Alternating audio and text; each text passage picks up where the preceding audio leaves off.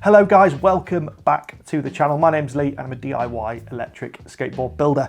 And I know that what some of you are thinking out there, you're a bit late with this one, Lee, and you'd be entirely correct, guys. Now, I don't even want to know, probably 12 months ago, Shredlights sent me a night ops pack to review, and with all the best will in the world, I just didn't get round to reviewing it.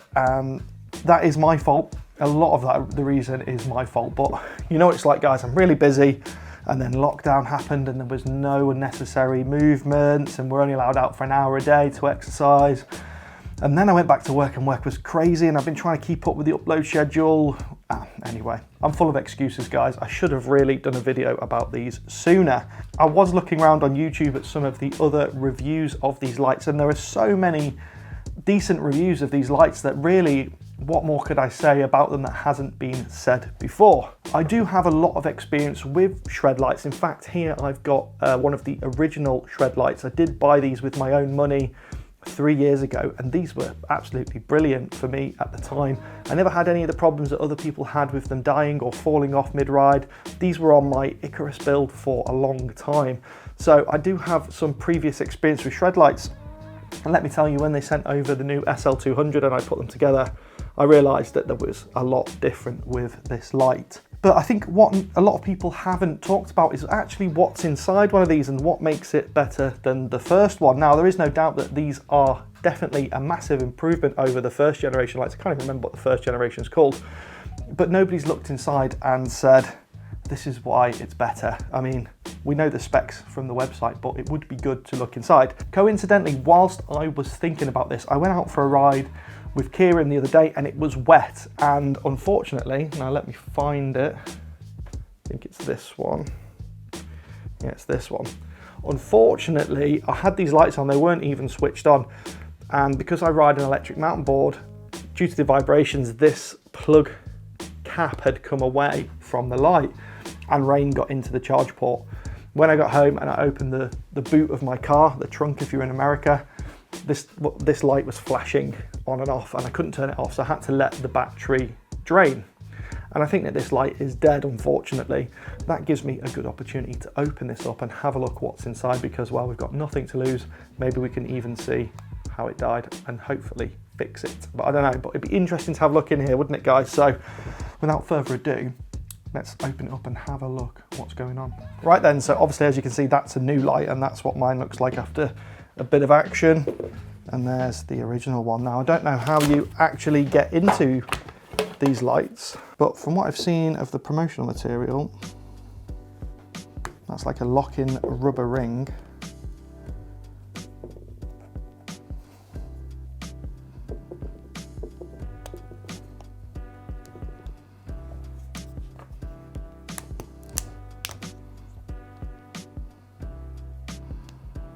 Now, one of the things that is improved on these lights is this S-lock system. I think they call it S-lock, which allows the lights to lock into their proprietary mounting system. See if I can find one. So yeah, they have these, and now they do these. These are all 3D printed, but they actually make these now without 3D printed, and they're all injection molded. But yeah, this S-lock system is very good. It allows the piece to lock in to their proprietary mounts. Now, I think maybe we've got to get that off first before we can. Right, so that's held in to the rubber with some little hooks. That might help us get this peeled back. It's not easy. Oh. Okay. What was that? Okay, surround from the USB port also comes out. That's also held in with a little hook system. So far, so good. Oh yeah, that makes it a little bit easier to peel this back. Wow, it's awkward. Yeah, there we go. Yeah.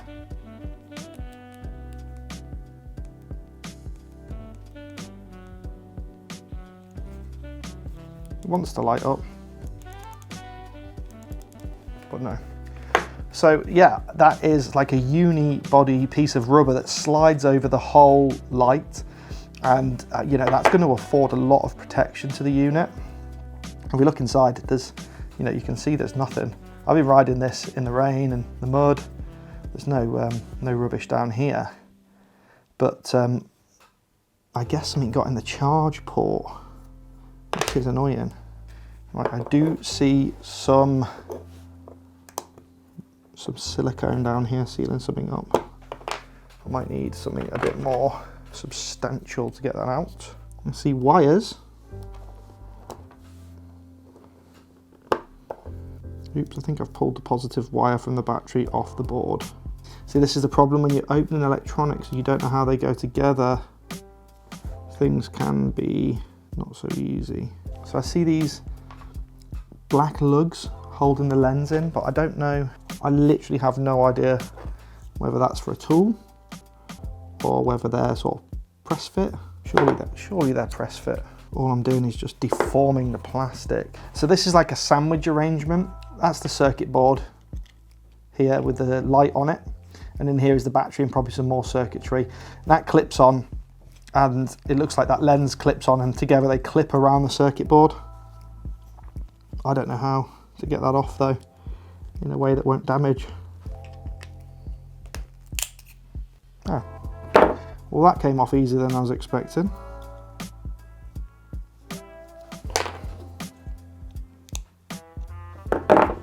Excuse this red wire hanging out that I've pulled off, but that is the circuit board in its entirety, guys.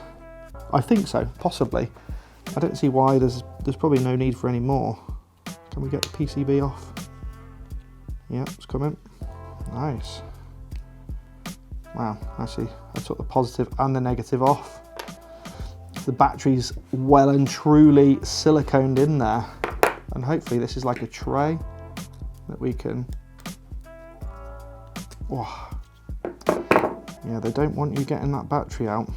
Obviously I have to be careful because I have removed the wires from the board by mistake. This circuit board is pretty cool. So this is the whole brains of the light is behind the lens. So the lens sits there, and that little yellow thing that you can see there, that's the LED. That's the thing that lights up, and the whole circuit board is arranged. Or the whole lighting circuit is arranged on this circuit board, which I think is super neat. And look at how interesting this is. Those are the switches that you press in. So you press that rubber circle in, click, click, and what it does is it presses these plastic arms here in onto those switches, because that sits in there like that. Super neat. Now the sad thing is that this circuit board is fine by the looks of it. I don't see anything burnt out or any issues. So literally I think the charge port shorted because the water got in there. And I think having this cover sort of just resting in, that's the Achilles heel of this light. If it didn't have that and it was completely sealed, then this would be would be really waterproof. The fact that they have to have a charge port and therefore a cover means that there's always potential for water to get in easily if that comes off, as it's done in my case.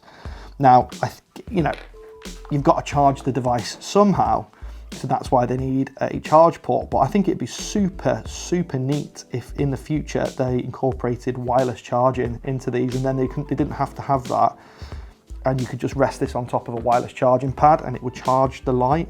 I think that would be really nice. It's amazing, isn't it, how little circuitry you actually need to run a light. There's just some switches, there's a couple of diodes, a couple of resistors, a couple of capacitors, and a couple of integrated circuits.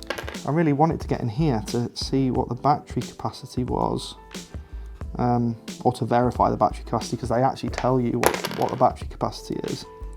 But I don't think I'm going to be able to get in there. No. It's really in there, guys. No. I want to verify that. It looks like quite a chunky lipo. Who knows how long it goes down here for, but it's just potted in so much silicone that I can't get it out, which is a shame. Okay, let's leave that. And let's have a look at the old one. I guess this is going to be a similar arrangement of just peeling the rubber back. Oh, God. Oh, so difficult. Ah, yes. So this is the same arrangement, guys. It's just a one-piece rubber housing. It's actually thicker, heavier rubber than the SL200. This one has just a hole cut out with no bung for the charge port. And this was a problem on the first mounts because this is how it attaches to the metal mounts. You'd have to detach these every time you want to charge them. We can see in here though, there's a bit of a different arrangement. Looks like I've got battery free. There we go. Now, obviously we can't tell the size difference, but it does look like they did increase the size of the battery on the SL200 over the original one. There's your on and off button on the original one. I'll tell you what is interesting on this original one is it's like a T-shaped circuit board. That's super weird. I really don't want to destroy this to get it apart. See, it doesn't even look like this is two halves clipped together. I mean, it is two halves, but but they don't look like they are clipped together, more welded maybe, ultrasonically welded together. I mean, it's constructed really well, even the original. Yeah, can't get the old one any further apart. I don't understand. Ah.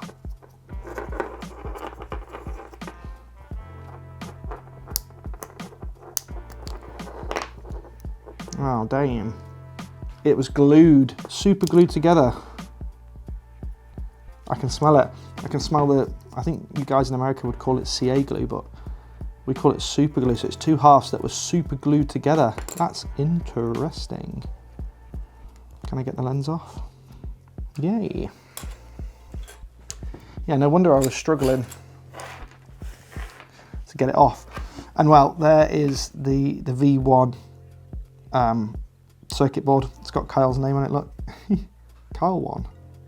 It's a super simple design, but it's clever the way they've done it. Another cool feature there is the date, September 2016.